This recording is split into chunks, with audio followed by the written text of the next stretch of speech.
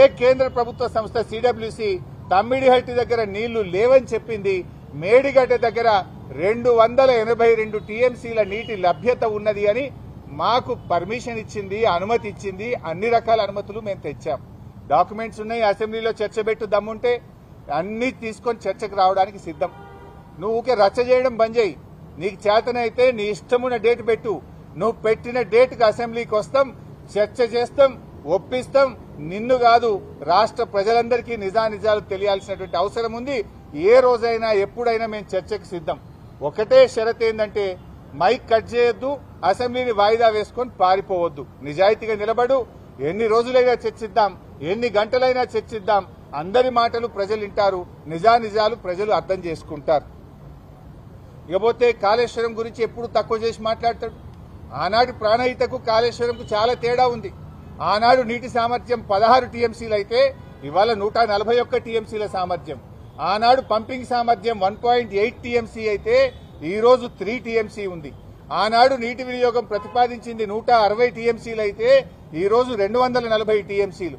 ఆనాటి ఆయకట్టు 16 లక్షల ఎకరాలైతే ఈనాటి ఆయకట్టు 37 లక్షల ఎకరాలు. ఆనాడు భూసేకరణకు 2 లక్షల రూపాయలు పెడితే ఈ రోజు యావరేజ్ గా 12 లక్షల రూపాయలు పెట్టారు. టనల్స్, కాలువలు, ఇలా చాలా మార్పు జరిగింది. మీరు ఎంతసేపు తక్కువ చేసి మాట్లాడడమో బురద జల్లే ప్రయత్నం చేస్తే ప్రజలు అన్ని విషయాలు కూడా అర్థం చేసుకుంటారు. ప్రజలు విజ్ఞులైనటువంటి వాళ్ళు.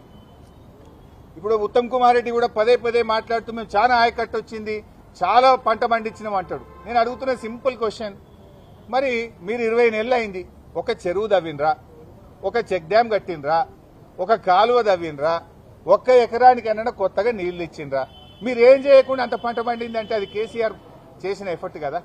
అంతకుముందు 2014 ముందు వారలే, ఇవాళ అంత పంట పండలే, ఇవాళ అంత పంట పండుతుందంటే ఆనాటి బీఆర్ఎస్ హయాంలో రాష్ట్రంలో సాగునీటి రంగంలో సృష్టించిన విప్లవం వల్ల, చేసినటువంటి పనుల వల్ల ఈ రోజు అంత ఆయకట్టు వస్తుంది.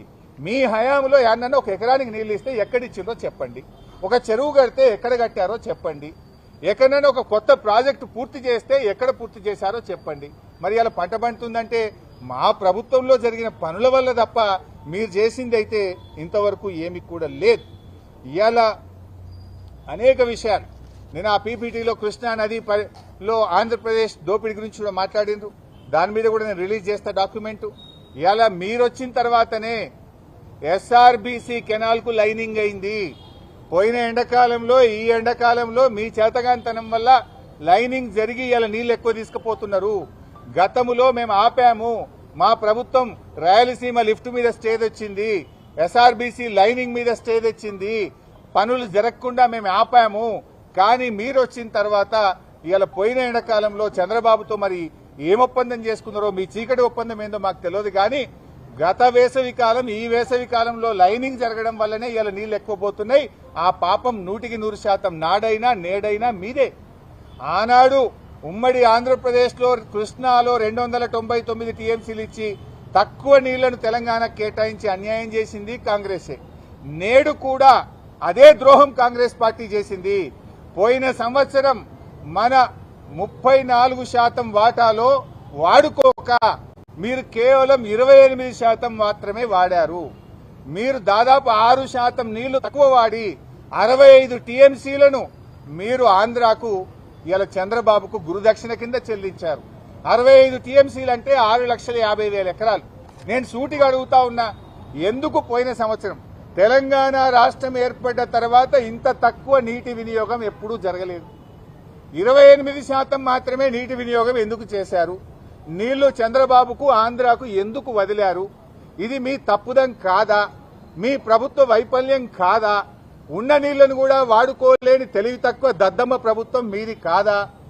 ఇంకొక 6 నెలలైతే బహుశా ఈ సంవత్సరంలోనే ట్రిబ్యునల్ అవార్డు, కేసీఆర్ సాధించిన ట్రిబ్యునల్ అవార్డు పాస్ చేయబోతా ఉంది. దాంట్లో మన వాటా పెరుగుతుంది. మీనవేశాలు లెక్కించకండి. దిండి ప్రాజెక్టు పూర్తి చేయండి. పాలమూరు ఎత్తిపోతల పూర్తి చేసి మేము 80% పనులు పూర్తి చేసినాం. ఆ 20% పూర్తి చేసే దాని మీద దృష్టి పెట్టండి. చిల్లర రాజకీయాలు మానండి.